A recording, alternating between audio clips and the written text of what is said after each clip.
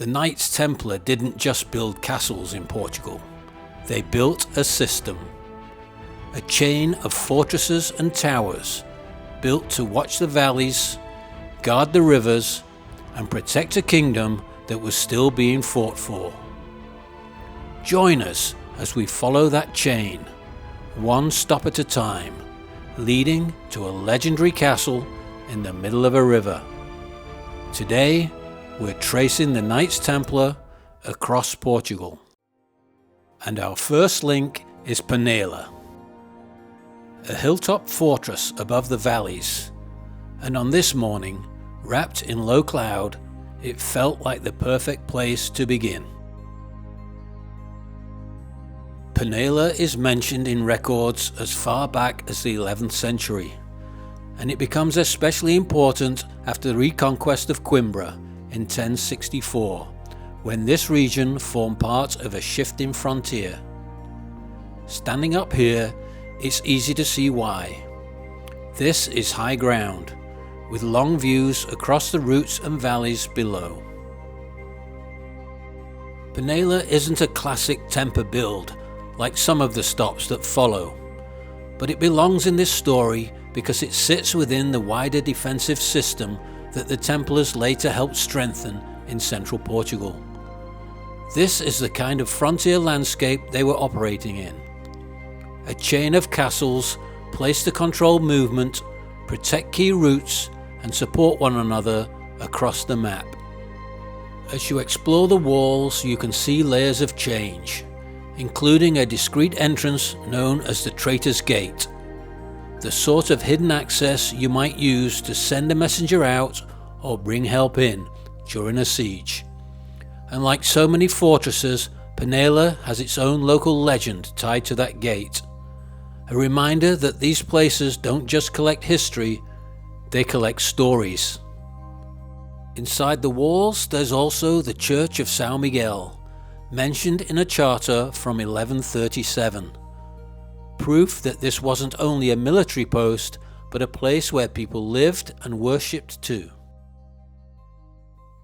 A key figure in the early story is Dom Cesnando de Vides, a Mozarabe noble and governor of Coimbra. He's credited with making Penela habitable, and the oldest part of the castle was likely a small enclosure on the highest rocky outcrop, built to be defensible and self-contained. In places like this, survival depended on simple things: controlled access, protected space, and water storage for a siege. Later works are associated with Afonso Henriques, who expanded Penela and turned the high point into a true keep, the final stronghold designed to dominate both the castle and the surrounding territory. For us, Penela Castle was completely empty. No tickets, no crowds. Just stone walls, low clouds, and the feeling that we'd stepped into the first chapter of a much bigger journey. And with that, we leave the hilltop behind and follow the trail onwards to Soure, one of the most important early Templar strongholds in Portugal.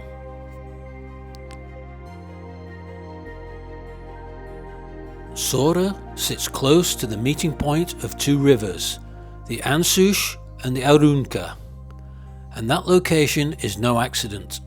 In the Middle Ages, rivers weren't just scenery, they were routes, resources, and natural barriers. A fortress here could guard a crossing and control movement through the region. In 1111, Count Henry and Countess Teresa granted Soure a charter to attract settlers and strengthen this frontier zone. But the border was unstable, and in 1116, an Almoravid assault forced the town to be abandoned. Then comes the turning point. In 1128, Countess Teresa donated Soure to the Knights Templar, and the gift was confirmed the following year by Afonso Henriques. That makes Soure one of the earliest and most important footholds of the order in Portugal, a base from which the Templars helped organize and defend a much wider territory. Soure may be the smallest stop on this trail, but historically it's one of the most important. From Soure we push on to Pombal, the next stronghold of our Templar trail. We reached Pombal late morning, and straight away it felt different to the earlier stops. This castle rises above the town on a steep hill, and the views from up here make it obvious why this was such an important position. In the 12th century, during Portugal's push to secure the centre of the country, the Knights Templar built Pombal under Gualdim País, the Templar master in Portugal. From a defensive point of view, it's a perfect site. Elevated, highly visible, and placed to guard movement through the region. Pombal didn't stay frozen in time either. Over the centuries it was strengthened and expanded, and later it was reshaped under King Manuel I. One of the standout details from that period is the royal crest above the entrance gate, which includes the Order of Christ cross and the armillary sphere, symbols that tie this place to the next chapter of Portugal's Templar story. And nearby you'll also spot a beautiful Manueline window, a small detail that adds a very different character to what began as a medieval fortress. The heart of the castle is the keep, and climbing to the top is the real reward here. From the roof of the keep you get commanding views over the town, the surrounding landscape, and the routes this castle once helped to control. Pombal is a great example of how these places evolve. It began as a hard strategic military site, but across the centuries it absorbed new features, new symbols, and new layers of history, while still holding on to its original purpose.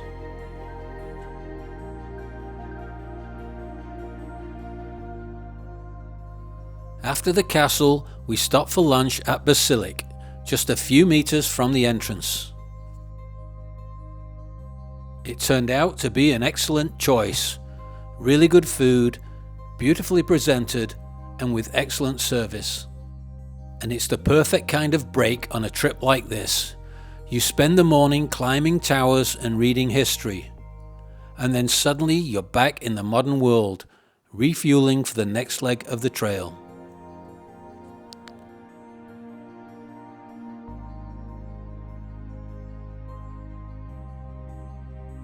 And with lunch done, we hit the road again, heading towards the River Senhora and the village of Dornes. And this place feels different straight away.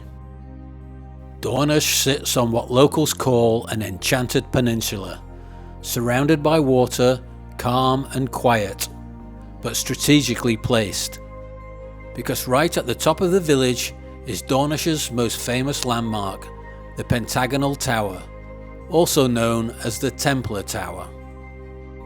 It was built by Master Gualdim País and later transformed into a bell tower in the 16th century. This wasn't built as decoration, it was built to control the river, watching movement along the Senhora and protecting a route that mattered. And what's striking is how defensive the design is. Originally, the tower was built without windows, just a single door set high up on one side, making it far harder to attack or enter. The three openings at the top, where the bells now sit, appear to be later additions, made once the tower took on its role as the village bell tower. Just a short walk away is the other great landmark of Dornes, the church of Nossa Senhora de Pranto, Our Lady of Sorrow.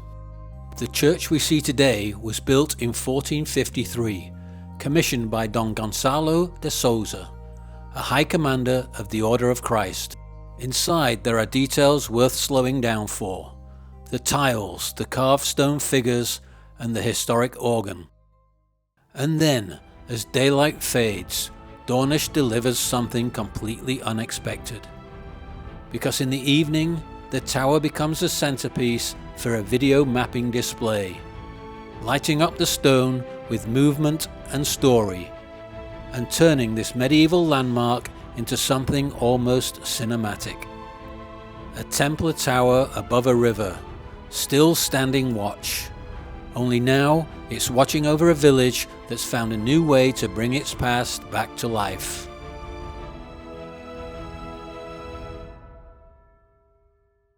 And for tonight, we've chosen somewhere that fits the theme perfectly, because this isn't just a place to sleep.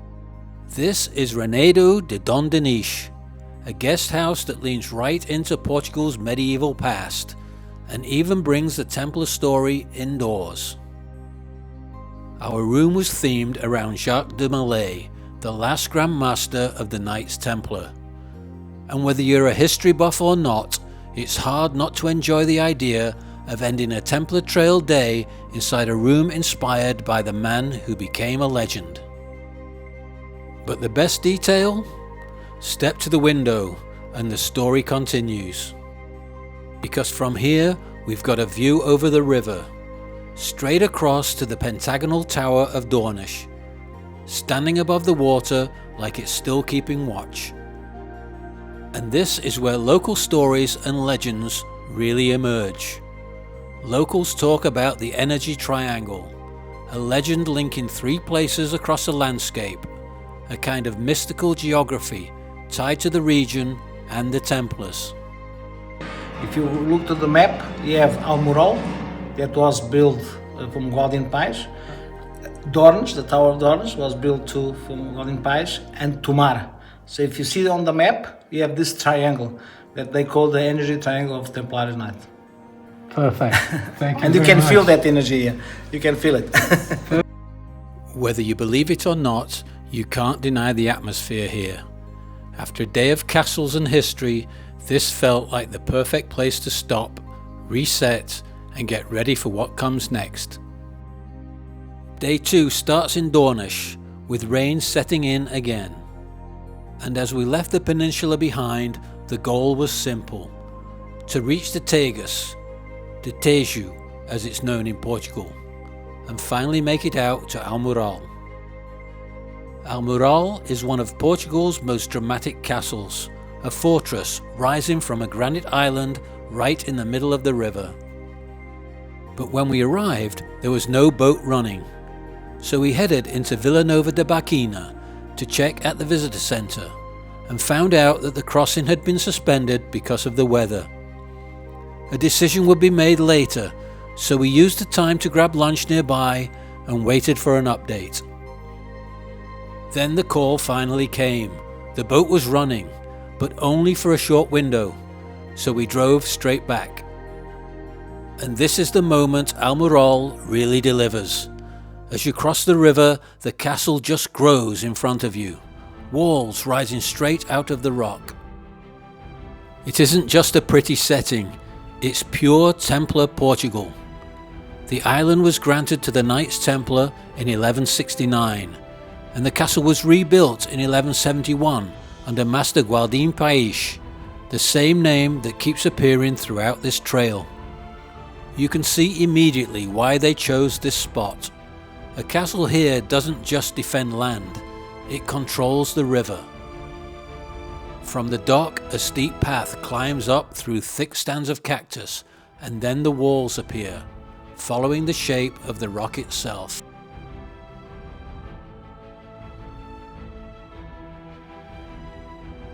Inside, the layout is compact and irregular, reinforced by round turrets. And the heart of everything is the keep. We headed straight up. At roughly 20 meters high, with 3 floors and a rooftop terrace, the keep is where Almourol makes the most sense.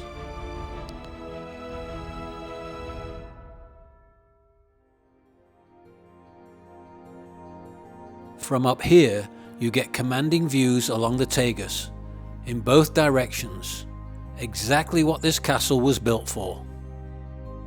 And Almourol wasn't working alone. It was part of a wider defensive network connected to Tomar, with other strong points in the region, including Cardiga, positioned to help watch and protect the river corridor. Our visit was brief, We'd been given a strict time window, but we took in as much as we could, made it back down in time, and caught the boat back to shore. For that day, it felt like we'd caught the only opening in the weather and the only crossing out to the island. Back in Vila Nova da Barquinha, we also stopped at the Templar Interpretation Centre, a small space designed to add context to Almourol and the wider Templar story in this region. Most of the information is in Portuguese, but it still helps connect the dots between what you see on the river and the bigger medieval network behind it.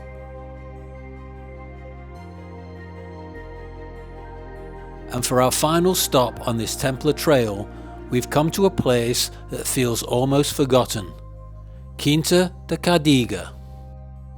This estate was donated to the Knights Templar in 1169 by King Afonso Henriques. Originally a stretch of land to clear, farm and control, but it soon became something much more strategic. Because Cardiga wasn't standing alone. Along with Almourol, Soure and Senhora, it formed part of a defensive ring along the Tagus River, a system designed to watch movement, send signals and protect this frontier. When the Templars were dissolved, Cardiga didn't disappear, it evolved. The property passed to the Order of Christ, and in the 1540s they transformed it into a summer residence, and you can still spot that legacy here, like the crest with the cross of Christ carved into the stone. The manor itself was built like a palace fortress, with elegant symmetry, but also solid defensive shapes, including those rounded towers capped with domes. For years, Cardiga has been left in a state of neglect, but it's now undergoing renovation. And even with parts closed off, you can still feel the layers of history stacked on top of each other. A Templar stronghold that became a Renaissance estate, and one last reminder that this wasn't just a single castle story, it was a network. And that brings our Templar trail to an end. Over 2 days we didn't just visit castles, we followed a connected system, fortresses on hills, towers on rivers, and strongholds built to defend a kingdom that was still being fought for. From Penela and Soure to Pombal, Dornes and Almourol, and finally Cardiga. Each place feels different, but together they tell one bigger story. If you enjoyed traveling this medieval network with us, hit like, subscribe, and let me know in the comments which stop surprised you most. And if you want to continue the Templar story, I'll link another video right here.